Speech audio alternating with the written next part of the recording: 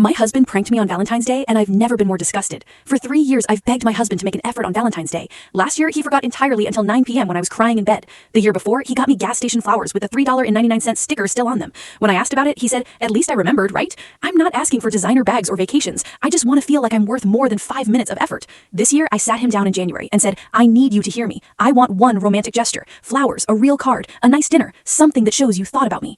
He looked embarrassed and promised he'd make it special. He said, "I'm gonna blow your mind. I've been a terrible husband, but I'm going to fix it." The week before Valentine's, he started acting different, kept bringing it up. While I made coffee, he'd whisper, "You're gonna cry when you see this." During dinner, he'd grin, saying, "I've been planning for weeks. You're gonna lose your mind." Every day, another comment about his surprise. He even told his mom on the phone how excited he was. I heard her say, "It's about time." She sounded shocked. I actually started getting excited, thinking maybe after 7 years, he finally understood.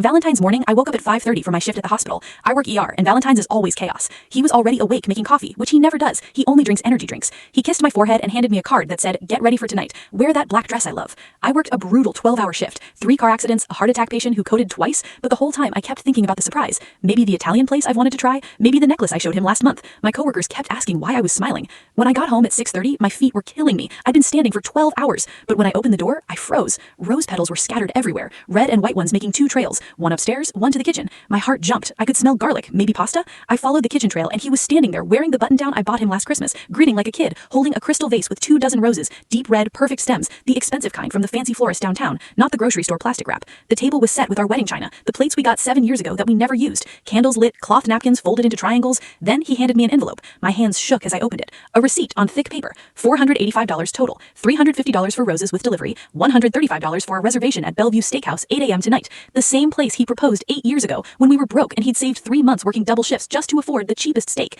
I stared, confused, and said, "This is amazing, but where did you get this money? We've been tight with the $1,800 transmission repair and the $300 furnace. I know what's in our account." His smile got bigger. "Remember that $600 you've been saving for your mom's birthday trip?" he said. "I borrowed it last week, but I'll pay you back next month with my bonus. It's no big deal."